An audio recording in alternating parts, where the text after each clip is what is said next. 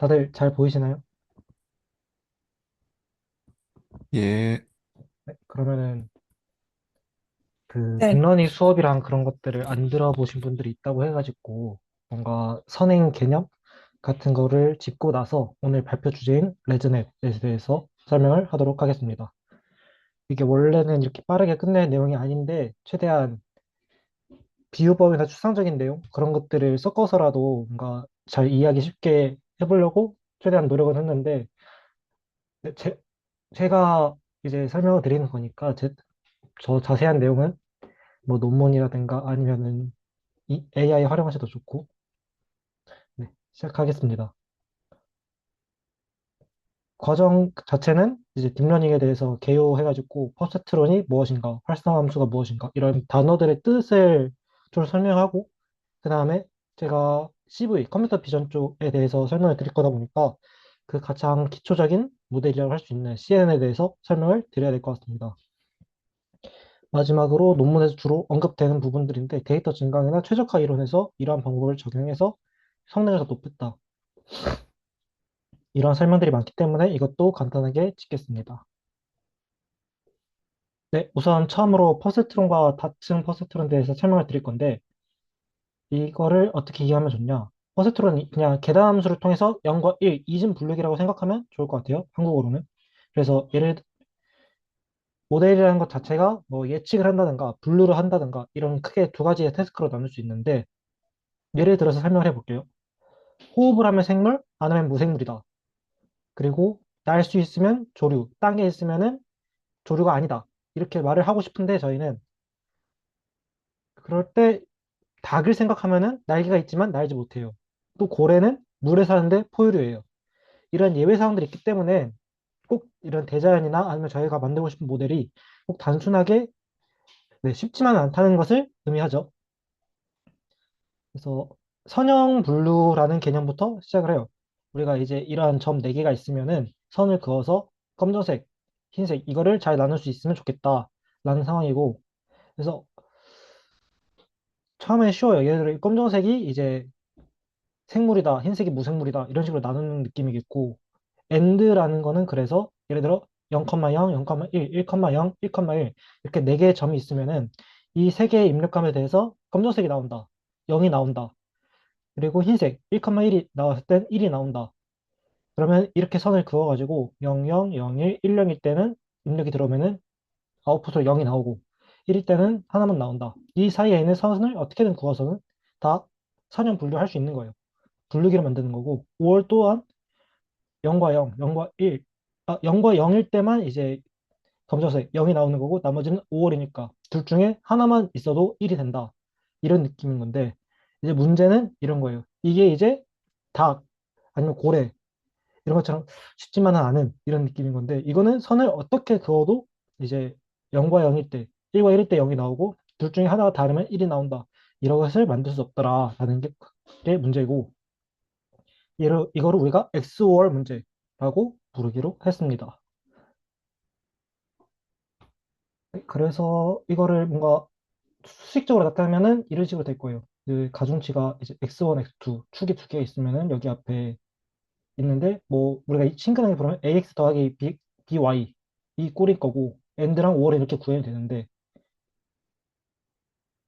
XOR은 쉽지 않더라라는 거고 그러면은 좀 한길 해볼게요. 비유법을 오늘 많이 쓰실 거라 했으니까 생각의 전환으로 6개의 성량으로 4개의 정사각형을 만드는 문제가 있어요. 이 차원 안에서는 이게 절대 불가능해요. 이렇게 만들어도 안 되고 이렇게 하면은 4개가 아니죠. 그러면 이 문제를 어떻게 풀 수 있냐? 3차원으로 정사면체를 만들면은 해결이 가능하더라라는 거고 약간 이런 느낌처럼 가는 거예요. 유사하게 XOR 문제도 차원을 하나 추가해가지고 이렇게 꼬아서 선을 그으면은 이 아까 있었던 이거를 풀 수 있더라. 차원을 늘려보자. 이런 느낌이고 그것을 새로운 변수를 추가한다는 것이죠. 그래서 퍼셉트론이 있으면은 우리도 층을 나누는 게 그렇게 되는 거예요. 그래서 얘도 이렇게 꼬아가지고 선 2개를 나눠내는 거고 아까의 0, 00, 10, 01, 12 이 상황에서도 이제 x1, x2에서 바로 y가 가는 게 아니라 난드랑 오어를 통과시키고 그 다음에 이 두 개 값으로 AND를 하면은 우리가 원하는 이 값이 나오더라 라는 겁니다. 그래서 이것도 0,0 있으면 0, 0, 1, 0, 0, 1, 1, 1이 들어갈 것이고 여기서 난드 해가지고 그러니까 중간값을 거치면은 우리가 이거를 최종적으로 구현할 수 있다. 1단계, 2단계 이것을 쉽게 할 수 있고 구현은 네, 생략할게요. 그러면 단순하게 이 네 가지 케이스에 대해서 XOR을 만드는 거는 해결이 됐어요. 근데 아까 말했던 이미지 분류라든가 아니면은 지금 좀 연구되고 있는 자율주행 자동차 이런 것들은 이런 선 긋는 문제보다 더 훨씬 복잡한 문제겠죠. 이것을 만들어 보면은 뭔가 이런 꼴이 되더라. 이렇게 꼴을 만들어 가지고 그 각각에서 이제 비선형 각각 생각을 해가지고 넘기고 층을 여러 개 합치면은 그 문제를 풀어낼 수 있더라. 그래서 우리가 왜 심층 신경망을 사용하는지에 대한 이유가 되겠습니다. 여기까지가 뭔가 소개, 프롤로그 같은 느낌이었는데 그러면 단어 중심으로 설명을 드릴 거예요. 활성화 함수라는 단어가 꽤 많이 나올 겁니다. 앞서 살펴본 and, or 같은 경우는 그냥 계단처럼 이렇게 0, 그러니까 여기 앞에 있으면은 양수값인 거고 여기 있으면 0인 거고 이렇게 이진분류일 건데 우리가 실제 접하는 문제는 이게 아닐 거예요. 그리고 후에 설명을 하겠지만은 이렇게 계단함수를 통해서 만들다 보면은 미분이 안 된다는 문제점이 있어요. 그리고 기울기 소실 문제가 발생하는 게 시그모이드가 있는데 아무튼 이렇게 x1, x2에다가 0 또는 x1, x2에다가 1 넣는 이런 단순한 문제가 아니라는 거죠. 이걸 해결하기 위해서 이런 문제들이 등장을 했고 실제로는 네, 이런 느낌입니다. 이거보다는 좀 많이 발전이 됐겠죠. 그래서 우리가 학습시키는 거는 여기 n개의 입력을 넣었을 때 그 앞에 개수들이 다 있는 거고 여기 편향이 또 있을 거고 그래서 여기 앞에 우리가 적절한 W1이 무엇인가, W2가 무엇인가, W3가 무엇인가 1, 2, 3을 넣었는데 잘 안 되네. 그럼 2, 2, 3을 넣어보자. 손실이 줄어들었다. 3, 2, 3. 우리가 원하는 값이 나왔다. 이런 식으로 계속 반복하면서 모델이 학습된다. 라는 느낌인 거고 네.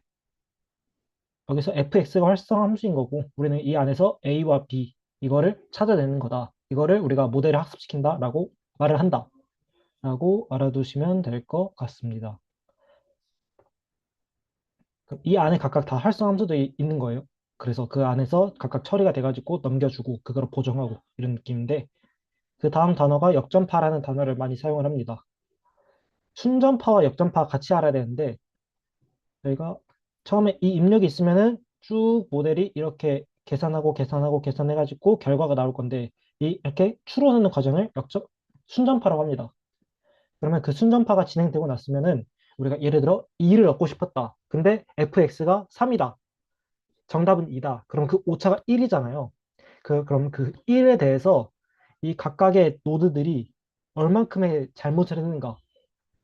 우리가 3을 얻어야 되는데 1은 남에 있어서 그 2가 나오기까지 대해서 얼만큼 얘네들이 기여를 했는가. 그거를 계산할 수 있어요.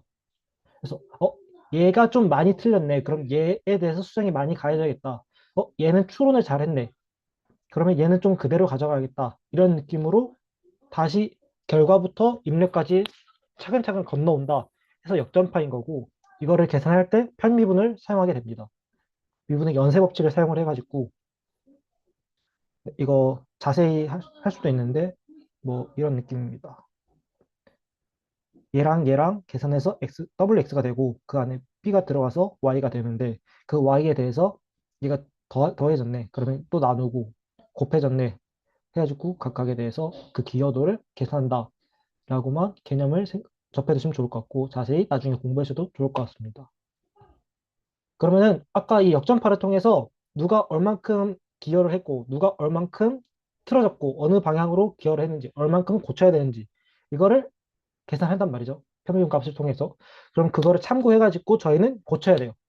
아까 있었던 이 W1, W2, W3를 고쳐가면서 3x 플러스 1 계산했더니 틀렸네. 2x 플러스 1은 어떨까? 2분의 3x 플러스 1은 어떨까?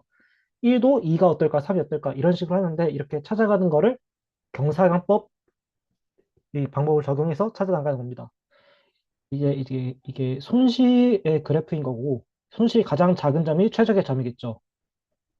그래서 이 경사화강법에 의해서 찾아가는 건데, 그러면 이 가장 최저점에 도달하는데 얼마나 걸릴까? 네, 이걸 이만큼 손실이 있었는데 줄이고 줄이고 줄이고 줄이는데 이거를 빠르게 찾아야 되잖아요. 한 번, 두 번, 세 번 하는데 한 번만에 쭉 내려가면 좋은 거고 여기에 대해서 연구가 많이 되는데 최저가 기법이고 이거를 극복하기 위해서 좀 많은 연구가 돼요. 여기 보면은 여기가 가장 효과가 좋을 것인데 이 안에도 0이 되는 지점이 있단 말이죠. 이거를 극복하기 위해서 모멘텀을 사용한다든가 아담 뭐 그런 것들이 좀 있는데 아무튼 네. 이 가중치의 최적의 값을 찾아내기 위한 과정 그거를 조금 잘 해보자 라는 느낌입니다. 아, 예. 기울기 소실에 대한 설명인데 기울기 소실이 무엇이냐 하면은 아까 활성함수를 할 때 계속 저희가 미분을 한다고 했어요. 네. 여기 보면 미분을 하는 거거든요. 순접하고 적분이라면은. 근데 저희가 미분의 특징이 값이 좀 줄어드는 거잖아요. 저희가 많이 사용하는 fx 중에서 네. 이 시그모이드라는 얘가 있어요. 이거 0과 1 계산함수처럼 이렇게 사용을 하는 건데 얘의 문제점이 이거의 식이 1 플러스 2의 마이너스 x 분의 1인데 이것을 미분하면은 0과 0.25, 4분의 1 사이의 값이 나와요. 근데 저희가 계속해서 앞으로 나아간다고 했잖아요. 돌아가는데 그러면 하는 게 될 텐데 그러면은 저희가 손실이 예를 들어 오차가 5였어요. 5였는데 줄이다 보면은 아 그 뒤까지 값이 너무 쭉 적게 들어가지고 중간에 있는 것들은 수정이 되는데 너무 초기에 있는 레이어들은 수정이 잘 안 된다. 왜냐면은 값이 너무 적으니까 0.1밖에 안 틀렸어? 이런 느낌이 되는 거죠. 5만큼의 오차가 있는데도 이러한 안 좋은 점이 있었고 이걸 해결하기 위해 렐루 함수를 썼다라는 표현도 많이 접하게 되실 겁니다. 뭐 시그모에에 대해서 좀 크게 작용했던 문제점이라 아까 말씀드렸던 활성 함수 fx에 대해서 그림으로 따지면 이런 느낌입니다. 순전파는 이렇게 제대로 적용이 됐는데 역전파에서 아, 이 노드는 이만큼 잘못했어라는 걸 알려줘야 되는데 계속해서 깎여 나가니까 이 초기 레이어에 대해서 업데이트가 잘 되지 않는다. 고쳐야 되는데 못 고치고 있다. 이런 느낌이 되겠습니다. 여기까지 딥러닝 기초고 너무 빠르게 설명했다는 생각이 들긴 하지만은 그래도 저희 발표 시간도 있고 저는 레즈넷에 대해서 오늘 좀 얘기를 해야 되기 때문에 네, CV의 기초인 CNN입니다. 컨볼루션 뉴럴 네트워크의 약자인데 이미지 분류가 이제 컴퓨터 비전을 불리는데 거기에 대해서 완전 기초적인 이게 1987년쯤에 나오고 그 다음에 알렉스넷이 2012년인가 해가지고 네, 그에 대한 배경 지식으로서 꼭 알아야 되는 건데 CNN은 결국에는 이미지가 입력이 되면은 거기서 특징을 뽑아내요. 특징을 뽑아내고 요약을 해요. 특징을 뽑아내고 또 요약을 해요. 비유를 하자면은 저희가 고3 때 막 고려가요 막 그런 것들 그 뭐였지? 엄청 긴 소설들 있잖아요. 근데 우리는 그 소설을 다 읽을 시간이 없으니까 줄거리 요약본에 있는 그런 느낌인 건데 그것처럼 이미지가 있으면은 거기에 특징들만 뽑아내가지고 그 특징들을 작게 모아가지고 생각을 하겠다. 왜냐면 컴퓨터가 그 모든 이미지를 다 처리할 수 없기 때문에 수많은 픽셀들의 조합이잖아요. 그리고 RGB의 조합이기 때문에 합성공층, 합성곱층, 풀링층, 완전 연결층 이렇게 CNN이 구성이 됩니다. 특징을 뽑아내주는 역할을 컨볼루션, 합성곱이라 얘기를 하는 거고 풀링은 네, 크기를 줄여주는 거. 컴퓨터가 계산을 빠르게 하기 위해서 계산을 일일이 다 하면 힘드니까 좀 네, 줄이는 거예요, 크기를. 완전 연결은 최종적으로 이 뒤쪽에서 마지막으로 구분할 때 쓰는 거라는 느낌인 거고 네, 이렇게 진행이 됩니다. 각각에 대해서 설명을 해볼 텐데 보면은 저기 4 곱하기 4 이미지가 입력이 되면은 필터 3개 있어가지고 각 필터가 랜덤적으로 요약을 합니다. 요약을 해가지고 4 곱하기 4가 3 곱하기 3 필터를 거쳐서 줄어들고 거기에 대해서 이거 빨간 거, 노란 거, 파란 거 합쳐가지고 요약본이 나오고 그 요약을 또 요약을 하고 요약을 또 요약을 하고 줄여주고 마지막에 추론한다 라는 느낌이고 그래서 처음에는 이 물고기가 들어오면은 낮은 단계에서 이런 식으로 요약하고 고차원적으로 이게 이제 아가미, 지느러미, 비늘 이런 걸 한다면은 여기가 이제 눈, 혈관 이런 걸 좀 특징을 뽑아낸다. 얘가 막 세포적인 거를 한다. 그래서 큼직큼직한 거, 조금조금만 거를 계속해서 요약하는 구성이 되겠습니다. 그렇다면 요약을 어떻게 하냐? 컨볼루션, 합성공 계층에서 일어납니다. 이 4 곱하기 4짜리 수도쿠 같은 표가 있으면은 이렇게 201, 012, 102 이렇게 저희가 사용하는 창문 같은 게 있는 겁니다. 필터가 있어요. 그럼 이 필터로 여기에 겹쳐줍니다. 이 4 곱하기 4에다가 3 곱하기 3을 겹쳐주면 1, 2, 3, 0, 1, 2, 3, 0, 1을 15라는 값으로 줄여준 거예요. 그럼 이걸 오른쪽으로 한 칸 옮겨가지고 230, 123, 012에 대해서 필터를 딱 씌워가지고 2 곱하기 2 더하기 3 곱하기 0 더하기 0 곱하기 1 더하기 1 곱하기 0 더하기 이런 식으로 축약을 해줍니다. 이 오른쪽 위는 16이래요. 그 밑에는 똑같이 필터를 여기 위에 얹어가지고 6으로 특징을 뽑아내주고 이쪽은 15로 특징을 뽑아줘요. 그래서 이 필터를 그 이미지 위에다가 이렇게 한 칸씩 넘겨가면서 이렇게 특징을 뽑아가지고 크기를 줄여준다 라고 생각을 하면 될 거고 근데 이렇게 4 곱하기 4짜리가 2 곱하기 2가 됐잖아요. 근데 우리가 모델을 만들다 보면은 항상 줄이는 것만이 좋은 게 아니라 보존해야 될 필요가 있을 때가 있어요. 이거는 패딩을 등록해 줍니다. 이 4 곱하기 4가 아니라 앞, 그 가장자리에다가 0을 넣어가지고 이 3 곱하기 3짜리를 0, 0, 0, 0, 1, 2, 0, 0, 1 하면 7 이런 식으로 해가지고 가장자리에 0을 더해주면은 4 곱하기 4를 보존을 할 수 있다.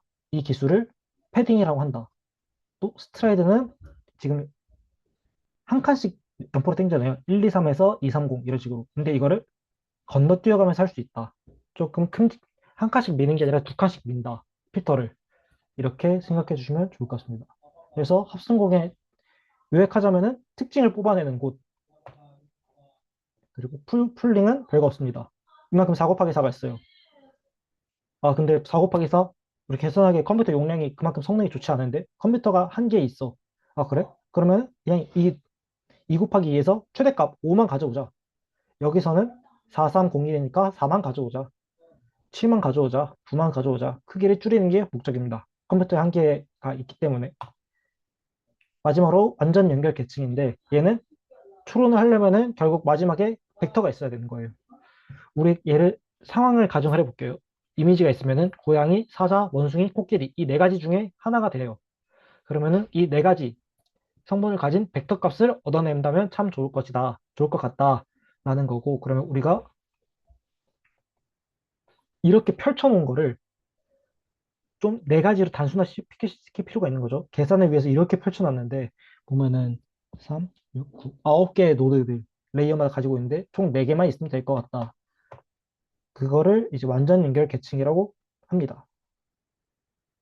7 곱하기 7 곱하기 512가 있으면은 이거를 총 4개로 줄여야 되는 작업을 진행을 하고 정규화 0과 1 사이의 값으로 다 분류를 합니다. 얘 같은 경우에는 12.3, 28.8, 19.6, 65.3, 1 이런 식으로 네 가지로 줄여졌다고 생각을 하면은 0과 1 사이로 전개를 해주고 마지막 값이 제일 큰 애, 코끼리. 그러면 이 사진은 코끼리인 거야. 라고 되는 겁니다. 모델 하나를 가져와서 설명을 해준다면은 여기 자동차가 있네요. 집이 있고.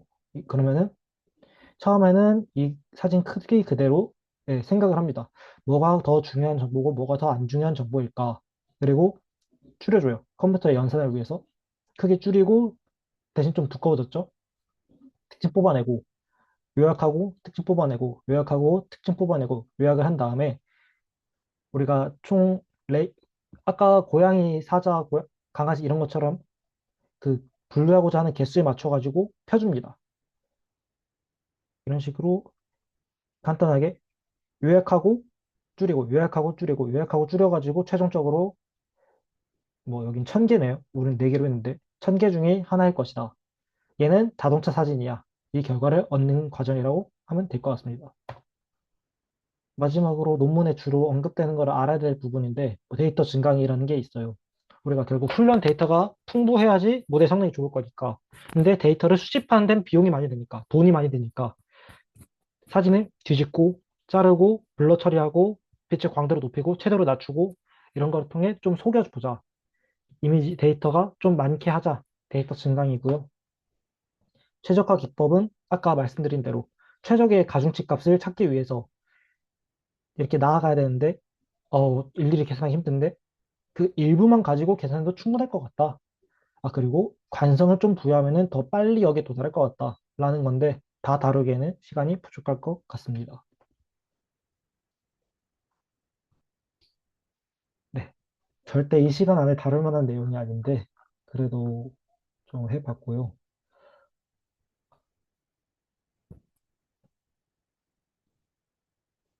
음, 레드넷을 그러면은 간단하게 설명해 보겠습니다. 오히려 이게 더 분량이 적어요.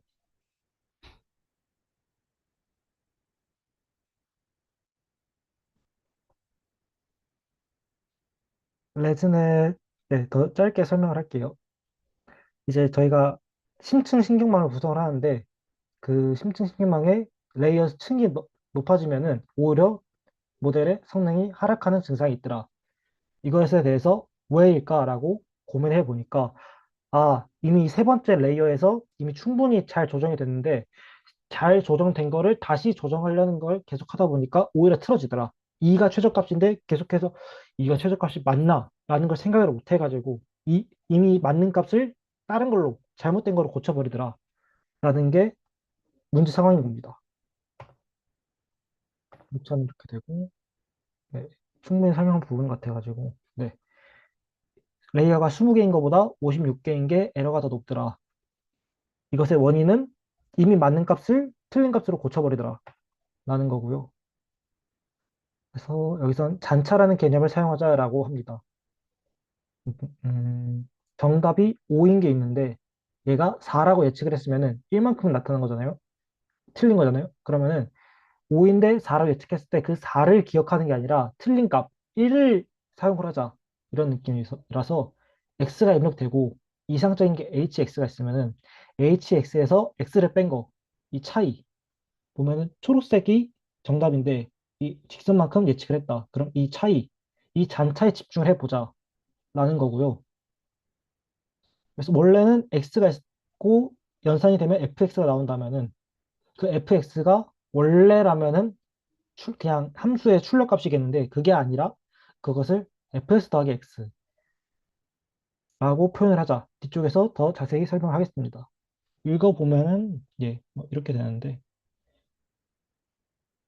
그 이전값을 끌어오는 방법으로 해서 우리가 비용을 낮춰보자 라는 게 핵심이 되겠습니다. 릴레이티드 워크는 그러니까 이 기술을 사용했다는 게 아니라 이 비슷한 잔차를 사용하고자 하는 시도가 있었다라는 것을 연구진들이 이야기하고 싶었나 봅니다.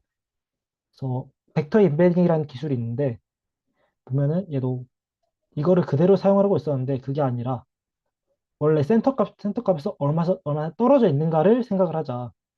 얘 좌표가 아니라 기준점에 대해서 얼만큼 떨어져 있는가 그걸 하는 게 더 효율적이라더라.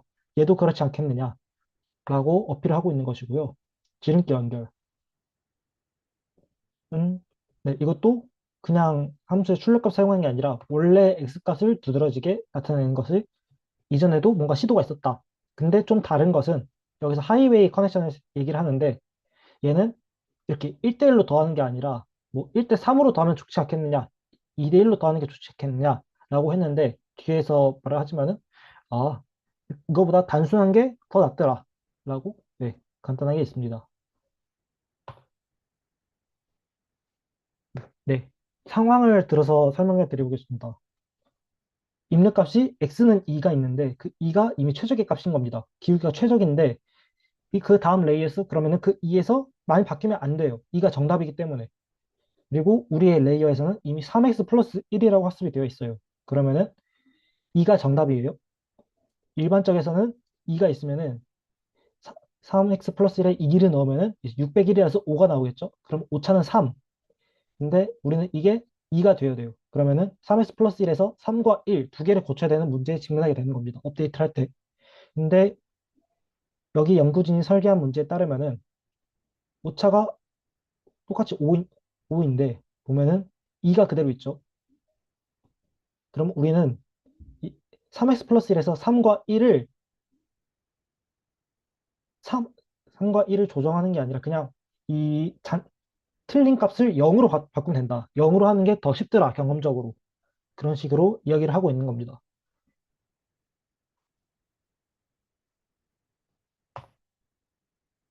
네, 그래서 이 사람들이 모델을 만들었습니다. 흔히 쓰이는 이 사진인데 왼쪽은 VGG19라고 지금 만든 모델이 아니라 그냥 참고용으로 적어놓은 거고, 네, 이게 비교, 원래 있는 거, 그리고 얘가 새로 만든 거, 비교하기 위해서 두 가지를 만들었는데 CNN을 만들었다라는 걸로 뭐 자세하게 안 다뤄도 될 것 같고, 똑같이 얘도 핵심은 이미지에 대해서 요약하고 줄이고 요약하고 줄이고 계산하고 최종적으로 분류를 한다라는 느낌이고요. 얘는 거기서 우리가 원래 있던 거에서 우리가 새로 만든 거를 적용해 봤다. 이게 가장 오른쪽에 있는 거다. 보면은 화살표로 X값들을 지속적으로 더해주고 얘는 사용하는 게 HX를 사용하는 게 아니라 FX를 사용한다. 라는 것을 말하고 싶은 겁니다. 뭐 모델의 파라미터는 이만큼 사용했다고 임플리먼트에서 얘기를 하고 실험을 진행하는데 실험에서도 뭔가 특이한 사항이 있어서 적었습니다. 음, 아, 아까 그냥 X를 단순하게 더하는 게 과연 효율적인가에 대해서 여기서 고민을 한 거고요. 프로젝션 쇼트컷을 사용할 때랑 제로 패딩을 사용할 때 이 두 가지에 대해서 얘기를 하는 겁니다. 크기를 줄일 때, 단순하게 줄일 때 그냥 제로 패딩을 사용하느냐, 아니면은 선형 변환을 거쳐주는 게 낫느냐. 근데 성능 차이가 있긴 한데 그 차이가 미미해가지고 줄일 때만 이제 프로젝션을 사용하고 일반적일 때는 그냥 제로 패딩을 사용하겠다라고 이야기를 해주는 겁니다. 옵션 들어서 설명을 했고, 보틀렉 이 부분은 발표 시간 때문에 뭐 간단하게만 얘기하면은 이렇게 3 곱하기 3을 두 번 걸쳐가지고 바로 뽑는 것보다 1 곱하기 1로 256이 입력됐는데 그거를 64로 줄여준 다음에 그 64 안에서 3 곱하기 3을 한 번만 진행하고 다시 1 곱하기 1로 복원 절차를 거치는 게 비용적으로 더 우수했다라는 내용입니다. 3 곱하기 3짜리 필터를 두 번 하는 것보다 줄여주고 연산하고 다시 복원시켜주고 라는 내용이고 자세한 부분 읽어주시면 좋을 것 같습니다. 참고 자료는 이렇게 되고 어, 이거를 이렇게 하면 되나? 공유 맞나요, 이거? 그치? 옵션 허용해서 다시 한번 해보실래요? 아, 됐다. 음, 화면 네, 잘 나오죠? 보입니다. 네. 음, 그럼 길진님 네, 발표 시작해 주시면 좋을 것 같습니다. 제가 이번 학기에 이거 하는 주제가 강화학습인데, 이 강화학습이 어떤지 간단하게, 어떤 건지 간단하게 설명드리겠습니다. 이 강화학습이랑 진짜 간단한 말로 한 문장을 하면은 시행착오를 통해 배우는 AI 학습 방법이라고 할 수 있습니다. 이거를 좀 더 정확한 용어로 정의하면은 순차적 의사결정 문제에서 누적 보상을 최대화하기 위해 시행착오를 통해 행동을 교정한 학습 과정입니다. 이 강화학습이 지도학습과의 차이점은 이 지도학습은 정답이 주어진 데이터만으로 학습하지만 이 강화학습은 이 정답이 주어지지 않고 그냥 그 실제 환경에서 좀 존재하는 보상 신호만을 통해 최적의 행동을 스스로 찾아가는 이런 학습 방법을 할 수 있습니다. 그래서 시행착오를 겪고 학습을 하고 이게 개선을 하는 이런 이런 과정을 반복합니다. 그래서 여기서 순차적 의사결정 문제가 무엇인지 알아야 되는데 순차적 의사결정 문제는 각 상황에서의 행동이 다음 상황에 영향을 주며 연이은 행동을 잘 선택해야 되는 문제입니다. 그래서 먼저 현재 상황을 파악하고 주어진 상태에서 가는 행동들을 분석한 다음에 이 현재 상황에 최적이라고 판단되는 행동을 결정합니다. 그래서 이 행동이 결정되면은 그 새로운 상황이 발생하고 이 새로운 상황과 동시에 이 내 행동의 결과가 어, 얼마나 좋은 행동이었는지 이를 보상을 통해 평가받습니다. 그래서 예를 들, 이제 실제 라면 끓이기라는 예시를 넣어놨는데 제가 라면을 끓일 때 보통 이제 저는 물을 먼저 끓이고 스프를 넣고 면을 넣고 라면을 완성하는데 만약 이 먼저 물을 안 넣고 스프만 먼저 넣고 막 이렇게 해버리면은 제대로 라면이 나오지 않죠.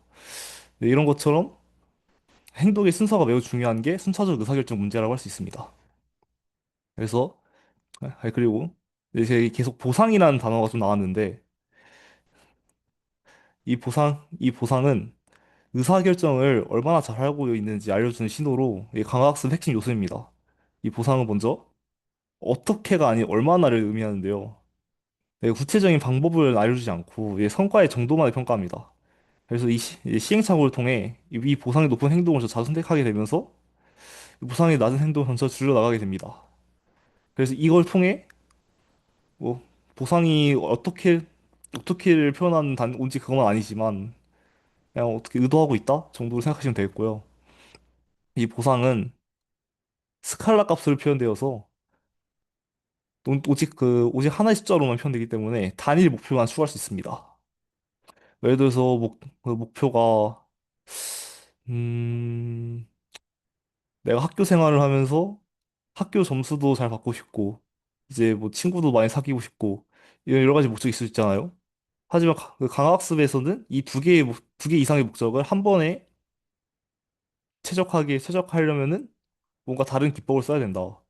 이런 뜻입니다. 그래서 여러 목표가 있다면 막 가중치를 두어서 하나를 합산해가지고 이 스칼라 값으로 만들던가 이런 식으로 해야 되고요.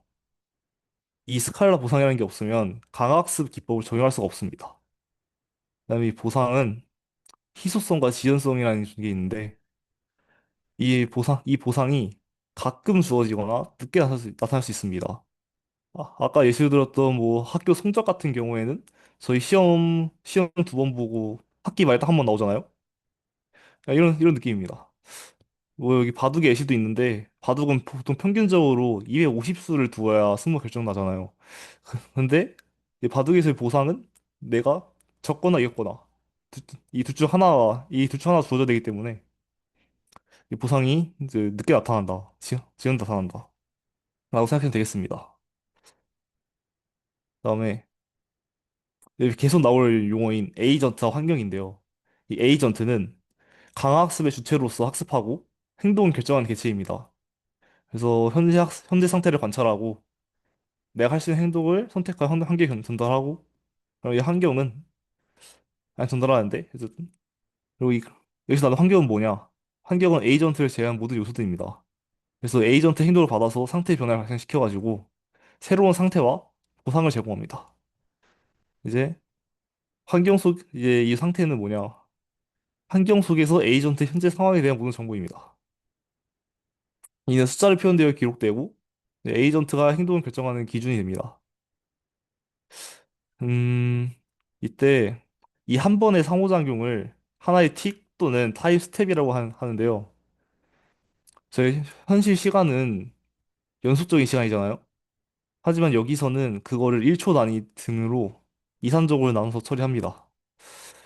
음, 일단 간단한 강학습에 대한 설명은 끝났는데 좀 이해가 안 되실 건데 혹시 질문 있으실까요?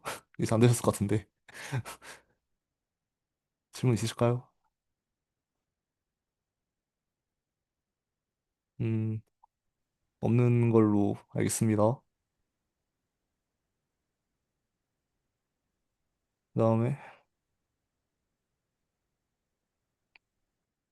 이 강학습의 또, 강학습 정의하는데 가장 기초가 되는 또 이 마르코프 디시전 프로세스에 대해 설명하겠습니다. 이걸 알려면 먼저 마코프 프로세스가 뭔지 알아야 되는데요. 혹시 그 추계과정 수업 들으신 분 있으실까요? 없는 걸로 알고 있긴 한데. 아, 이 마코프 프로세스란 미리 정의된 확률 분포를 따라서 이 상태 간을 이동하는 확률적 여정이라고 간단히 설명할 수 있겠습니다. 이 마코프 프로세스의 구성 요소에는 이 상태 집합 S와 전입 확률 행렬 P로 완전히 정의됩니다. 여기서 상태 집합은 뭐 내가 할, 내 환경에서 가질 수 있는 상태, 이 상태로 생각하시면 되겠고요.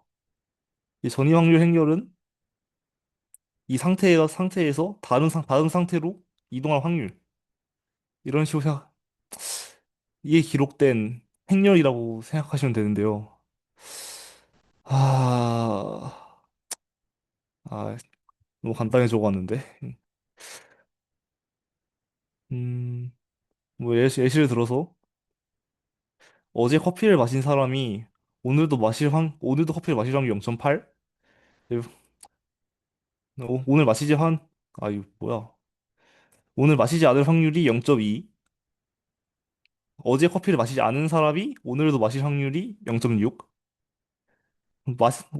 그 다음날도 마시지 않을 확률이 0.4라고 가정했을 때 이 상태의 집합은 커피를 마신 상태와 커피를 마시지 않은 상태 여기 두 개가 되고요. 이제 전이 확률은 아까 말한 대로 그냥 이 확률식을 써서 작성한 거고요.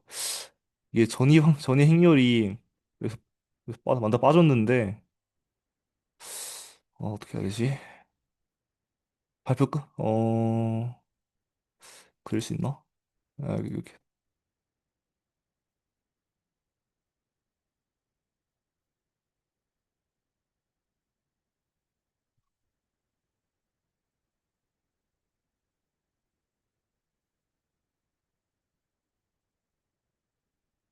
예, 이런 식으로 열 성분에는 현재 상태, 그다음에 행 성분에는 내 다음에 갈 수 있는 상태. 이런 식으로 행렬이 구성이 됩니다. 여기 적힌 대로 이렇게 된 거라고 알 수 있고요.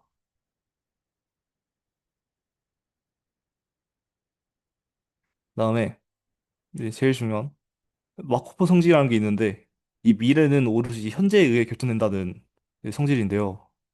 이 수학적으로 정의하면 조건부 확률을 사용하는데 여기 뒤에 현재 상태 xt 그다음에 그 이전 한 타임 전의 상태 뭐 이렇게 해가지고 이 이전 상태들이 있는데 이전 상태의 조건에서 이 다음 상태 결정이 됐는데 이거는 그냥 바로 내 현재 상태 이거만 연관이 있다라는 성질입니다. 이 현상을 이 마코프 프로세스 아까 말한 이 상태 집합과 전이 확률로 모델링을 하려면 이 상태가 마코프 성질을 만족하도록 신중하게 설계해야 합니다. 그다음에 뭐 가운데 좀 많은데 이번에는 아까 마코프 프로세스에 보상이 추가된 이제 그 마코프 니턴 프로세스 뭐 영어로 하면 그게 있는데요. 이 마코프 프로세스의 상태 이거 오늘 구성 요소에서 보상의 개념이 추가돼가지고 보상 함수 R 감세 인자 감마 이게 추가됩니다. 이 보상 함수 R은 내가 특수 상태 S에 도달했을 때 받을 수 있는 기대 보상입니다. 그래서 여기 기대값으로 정의되어 있고요. 이 감세 인자 감마는 0과 1 사이의 값을 가지며 이 미래 보상에 대한 현재의 가치를 조정하는 역할을 합니다. 네, 예, 네, 음, 강학습에서는 현재 상태를 평가하는 게 중요한데요. 이제 그 상태를 평가하기 위해 사용하는 이 리턴이라는 거를, 평가하기 위해 리턴이라는 걸 정의하는데요. 이 리턴은 시점 t부터 에피소드 종료까지의 누적 감쇄 보상입니다. 그래서 이게, 이거 왜 이렇게 됐지? 이거 맞다, 이거 맞다. 그래서 얘가 이 다음 시점에 얻을 수 있는 보상, 그 다음 시점에 얻을 수 있는 보상, 이렇게 가는데, 음, 어쨌든 일단 지금은 이렇게만 알고 계시면 되고요. 이 감은 이제 감마가 필요한 이유는 먼저 수학적 편의성이 있는데요. 이 감마를 일보다 작게 설정하여서 이 리턴 값이 발산하는 것을 방지합니다. 그래서 이를 통해 수학적 증명이 용이해지고 상태 간 비교가 가능해집니다. 그 다음에는 이제 인간의 선호가 반영되는데 사람은 본능적으로 즉각적인 보상을 더 선호합니다. 그래서 감세 인자는 이러한 인간의 심리를 에이전트에 반영해서 에이전트가 학습할 수 있게 합니다. 그 다음에 불확실성 모델링인데 이 미래에는 예측할 수 없는 다양한 확률적 요소들이 존재합니다. 그래서 이 감마는 이러한 불확실성을 니턴 계산에 반영합니다. 그래서 이제 MRP에서 이 상태에 대한 가치를 평가하는 방법에는 이게 MRP에서 같은 상태에 출발해도 확률 전이로 인해 매번 다른 경로를 따라서 서로 다른 리턴을 얻게 됩니다. 그래서 이 가드가 모든 경로에 대해서 샘플링을 수행하고 얻어진 리턴들의 기대값을 계산해요. 그래서 근데 이 전이 확률 행렬을 알고 있기 때문에 원하는 만큼 경로 생성해서 이 기대값을 구할 수 있습니다. 음, 이 샘플링이 그냥 뭐 랜덤 저희 뭐 파이썬 가서 랜덤 함수 썼을 때 랜덤 숫자 몇 개 뽑잖아요. 그냥 그런 걸 생각하시면 됩니다. 그래서 이거를 이 상태의 가치를 함수로 수학적으로 정의하면은 뭐 이렇게 기대값을 사용해서 이 리턴의 기대값 아까 이 리턴의 기대값을 사용해서 이 정의를 합니다. 그래서 이 수학 소식의 의미를 해석하면은 시점 t의 상태 s에서 시작해서 에피소드 종료까지 얻을 수 있는 이 기대 리턴이라고 보시면 되겠습니다. 그다음에 이제 마지막으로 제일 본론인 이 마코프 디시전 프로세스, 이 마코프 결정 프로세스인데요. 아까는 그냥 보상만 있었는데 여기서는 저의 결정이 들어가요, 말 그대로. 그래서 에이전트 선택할 수 있는 행동들의 집합, 이 액션 A를 도입합니다. 그래서 각 상황에서 에이전트가 능동적으로 액션을 선택하게 됩니다. 그래서 이 구성 요소가 아까 설명했던 것과 좀 달라지는데 이 전이 확률 행렬에서는 이 상태와 액션에 둘 다 의존해서 이 다음 상태로 이동하게 됩니다. 이 보상 함수도 이 선택한 액션에 따라서 이 보상이 이게 달라집니다. 그래서 여기서 나오는 거는 이 정책 함수와 상태 가치 함수라고 있는데 이 정책 함수는 각 상태에서 내가 어떤 액션 선택할 확률을 정의한 함수입니다. 그래서 뭐 수식으로 하면은 뭐 그냥 조건문항을 써가지고 이렇게 되는데요. 이제 일반적으로 이 파이를 써서 이 표현을 하는데 이 파이가 그 저희 원주율은 아니라는 것만 알고 계시면 되고 그다음에 뭐 당연하겠지만 모든 이 전체 액션을 고를 확률의 합은 아유 액션을 고를 확률의 합은 다 이래야 되고 이거는 이 정책 함수는 에이전트 내부에 존재하기 때문에 이 경험을 통해서 지속적으로 개선이 됩니다. 그래서 이 MDP에서는 에이전트 액션 선택이 도입되어서 이 정책 함수에 따라 저희 리턴까지 달라지는데 뭐 그 때문에 정책 의존성을 가진다고 할 수 있고 어, 죄송합니다. 잘못 설명했어요. 그래서 여기서 MDP에서 저 아까 MRP에서 상태 감지 함수 이렇게 있었잖아요. 여기서 이 상, 이 상, 이 상태가 액션에 대해 내가 어떤 액션 할지에 따라서 상태가 바뀌기 때문에 그거에 따라서 리턴이 바뀌게 됩니다. 그래서 이 수학적으로 표현하면은 이제 정책 파일을 따를 때 상태 S에서 기대 리턴이라고 이렇게 보시면 되겠습니다. 그래서 여기도 원래 있던 거에 그냥 정책 붙었다라고 생각하시면 되겠습니다. 그다음에 저희는 어떤 상태에서 어떤 액션이 좋은지도 이제 해보고 싶잖아요. 그래서 액션 가치 함수라는 게 있는데 이거는 현재 상태와 액션을 함께 평가한 함수이고 이거 왜 잘못 적혔는데 동일한 액션이어도 내가 어떤 상태에 따라서 이 결과가 달라지기 때문에 상태와 액션을 동시에 인풋으로 넣어서 평가를 해야 된다.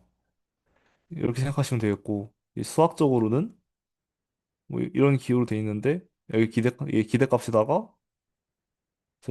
아까 봤던 이 상태 가치 함수에서 그냥 여기 액션만 추가됐다 생각하시면 되겠고요.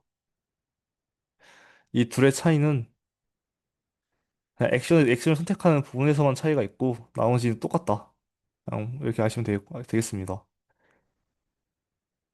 그다음에 저희가 이 MDP에서 해결할 수 있는 핵심 문제 이 두 개가 있는데 프레딕션 예측과 컨트롤 이렇게 뭐 한국어로 그냥 조종 그런 식으로 생각하면 되겠습니다. 그런 이 두 개 문제가 있고요. 이 프레딕션 문제에서는 이 주어진 정체 파이에 대해서 각 상태의 가치를 정확히 평가하는 문제입니다.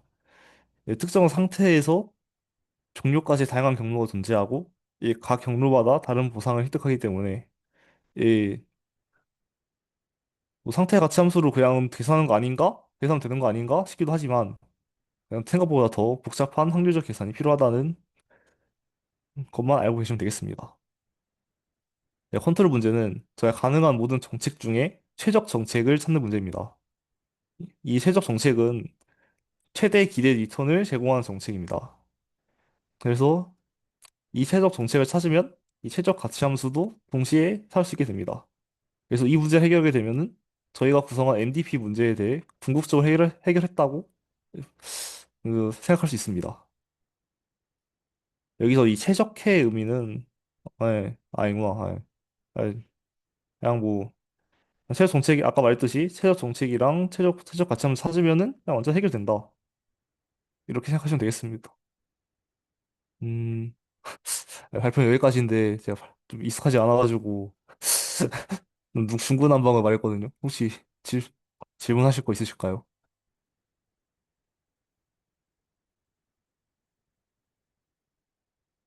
음, 네, 질문 없는 걸로 알겠습니다. 발표 여기까지입니다.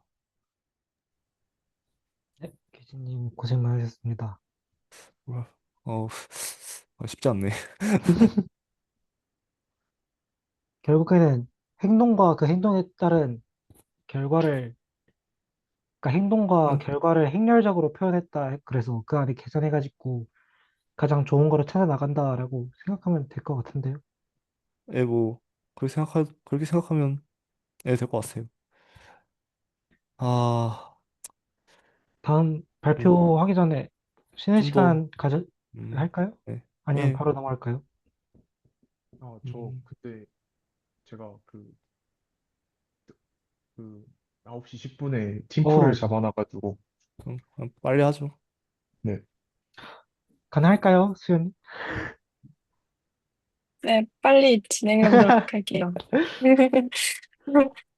왜냐면, 그러면은 그냥 빨리 하고 끝내는 방향으로 한번 해봅시다. 네, 음,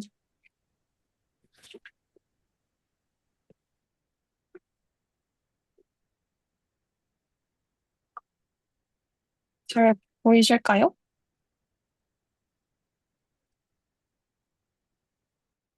잘 보이실까요? 네, 잘 보여요? 네, 어, 그러면 회계 알고리즘과 모델 규제에 대해서 발표를 시작하도록 하겠습니다. 그래서 일단, K 최근적 이웃 회계에 대해서 시작하기 전에 이제 지도학습 알고리즘에 대해서 살펴보았는데요. 이제 지도학습 알고리즘에는 분류랑 회계가 있고, 분류는 이제 샘플을 몇 개의 클래스 중 하나로 분류를 하는 거고, 이제 회계는 임의의 어떤 숫자를 예측하는 문제이면서 이제 정해진 클래스는 없고 임의의 수치를 출력하는 것이라고 생각하면 됩니다. 그래서 K 최근적 이웃 알고리즘에는 분류 알고리즘과 회계 알고리즘이 있는데요. 이제 이 분류는 예측하려는 샘플에 가장 가까운 샘플 K개를 선택해서 이후 샘플들의 클래스를 확인 후 다수 클래스를 새로운 샘플의 클래스를 예측하는 방법이고, 이제 회귀 알고리즘으로는 예측하려는 샘플에 가장 가까운 샘플 K개를 선택을 한 다음에 이제 이웃한 샘플 수치의 평균을 구해서 예측 타깃 값으로 설정하는 알고리즘입니다. 그래서 K 최근접 회귀 알고리즘에서는 이제 결정계수라는 게 나오는데요. 이제 이 클래스가 있는데 얘는 이제 사이클론에서 최근접 이웃 회귀 알고리즘 구현하는 클래스가 되고 이 메서드를 통해서 회귀 모델을 훈련하게 됩니다. 그래서 회귀에서는 정확한 숫자를 맞추는 것은 이제 거의 불가능하기 때문에 앞서 말했던 결정계수로 이 예측한 값을 평가를 하게 됩니다. 그래서 이제 결정계수는 이제 쉽게 말해서 회귀 문제의 성능을 측정하는 도구로 생각을 하시면 되고 이제 오른쪽에 있는 식을 통해서 구할 수 있게 됩니다. 그래서 1에 가까울수록 성능이 좋은 모델이고 0에 가까우면 이제 성능이 나쁜 모델이라고 할 수 있습니다. 그래서 이제 이 회귀 알고리즘에서는 과대적합과 과소적합의 문제가 나오는데요. 이제 과대적합은 훈련 세트의 점수는 높으나 테스트 세트의 점수가 낮은 경우로 이제 훈련 세트에만 잘 맞는 모델이어서 실전에는 잘 적용하기 어려운 걸 의미하고요. 과소적합은 훈련 테스트보다 테스트 점수에 높거나 주 점수 모두 낮은 경우로 이제 모델이 너무 단순해서 훈련이 잘 되지 않았음을 의미합니다. 그래서 보통 훈련 세트랑 테스트 세트의 크기가 매우 작은 경우에 발생을 하고 이럴 경우에는 모델을 더 복잡하게 만들어서 훈련 세트에 더 잘 맞게 만들어 나가는 방법으로 해결해 나갈 수 있습니다. 그 다음으로 이제 선형외기에 대해서 살펴보았는데요. 이제 K 최근접 이웃의 한계로는 가장 가까운 샘플을 찾아 타겟을 평균을 하기 때문에 이제 새로운 이제 샘플 훈련이 그 샘플이 훈련 세트의 범위를 벗어나게 되면은 예측 오류가 발생하게 됩니다.